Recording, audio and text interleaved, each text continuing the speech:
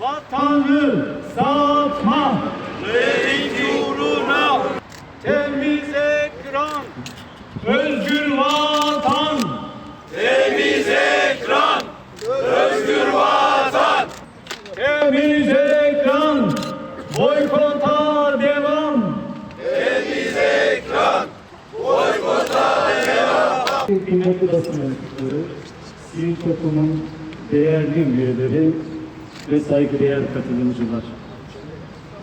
Bugün burada çocuklarımızın, gençlerimizin ve aile yapımızın korunmasına yönelik ortak bir sorumluluğu ifade etmek üzere bulunuyoruz.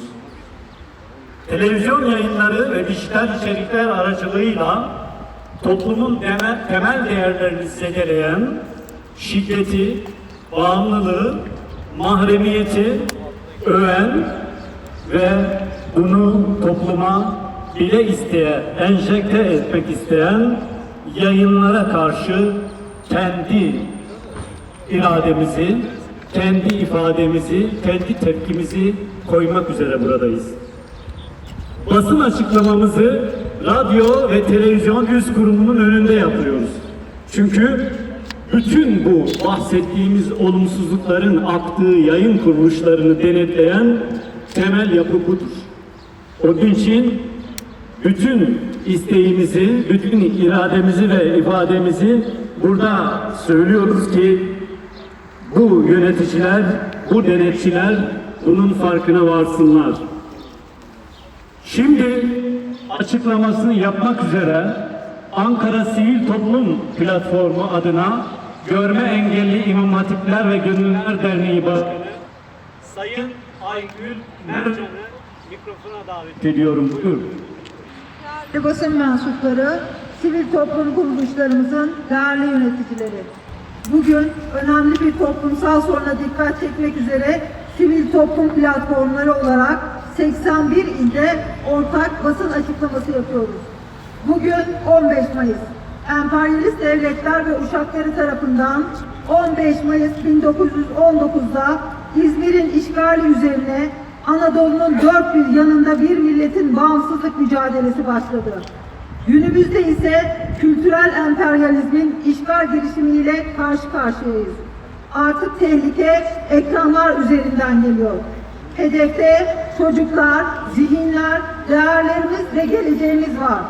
Ekranlar üzerinden evlerimizin ortasına saçılan kültürel emperyalizm saldırıları ile aile zayıflatılmakta. Çocuklarımızın zihinleri, kalpleri darmadağın edilmekte. Değerler ayaklar altına alınmakta.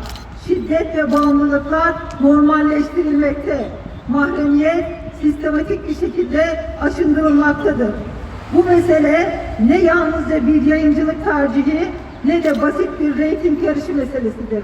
Bu mesele toplumsal yapının çözülmesi ve nesillerin kaybedilmesi meselesidir. Bu mesele milli güvenlik meselesidir. Şiddetin, suçun, mafyanın özendirilmesini istemiyoruz.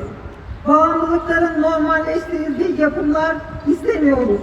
Aileyi de değersizleştiren senaryolar istemiyoruz. Mahremiyeti ihlal eden televizyon programları istemiyoruz. Reyting uğruna değerlerimizin ayaklar altına alınmasını istemiyoruz. Çocukların ve gençlerin gelişimini olumsuz etkileyen içerikler istemiyoruz. Çağrımızdır. Başta Rütük ve İletişim Başkanlığı olmak üzere ilgili tüm kurumları göreve, yayıncı kuruluşları da sağduyuya ve kültürel işgale geçit vermemeye davet ediyoruz. Gazze'de soykırım uygulayan İsrail'i desteklediği için boykot ettiğimiz firmalar var. Bu firmalar çok yüksek reklam bütçesine sahip. Sırf reklam bütçeleri yüksek diye yayıncı kuruluşlar bu firmalara teslim olmamalıdır. Medya ve sosyal medyayı savaş cephesi ilan eden İsrail'in boykot ettiğimiz firmaların reklam bütçeleriyle yayıncı kuruluşlarımız üzerinde kurduğu baskı zinciri kırılmalıdır. Sorumlu ve sağduyulu diğer reklam verenler de bu konuda boykot ettiğimiz firmaların dümen suyundan çıkmalıdır. Reytingi ve reklam gelirini tek ölçüt olmaktan çıkaran düzenlemeler artık yapılmalıdır. zararlı içeriklere karşı daha etkin denetim mekanizmaları işletilmelidir. Aile ve çocuk dostu içerikler en güçlü şekilde teşvik edilmelidir. Temiz Ekran Hareketi sorumlu yayıncılık çağrısıdır. Toplum mühendisliğine geçit vermeme kararlılığıdır. Aileyi, nesilleri ve milletimizin geleceğini koruma iradesidir. Son sözümüz şudur. Ecdadımız dün işgale kalkışanlarla azimle mücadele etti. Bize bu cennet vatanı emanet etti.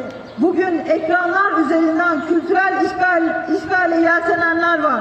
Bunlarla da bizler aynı kararlılıkla mücadele edeceğiz. Bu sorumluluk hepimizindir. Ne tek bir karış toprağımızı ne de tek bir evladımızı vermeyeceğiz. Bu akşam sosyal medya üzerinden sivil toplum kuruluşları, meslek birlikleri, oyuncular, yapımcılar, senaristler, kanaat önderleri ve münevverler Temiz Ekran Hareketi manifestosu paylaşacak. Tüm vatandaşlarımızı bu manifestoyu paylaşmaya ve destek vermeye davet ediyoruz. Kamuoyuna saygıyla duyurulur.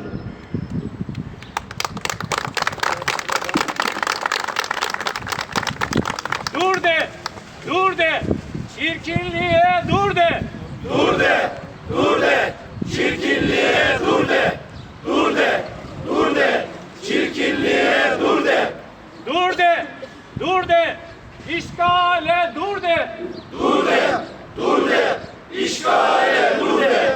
Dur de, dur de, işgale dur de. Kıymetli basın mensupları, STK'nın değerli katılımcıları, hepinize katılım için teşekkür ederim.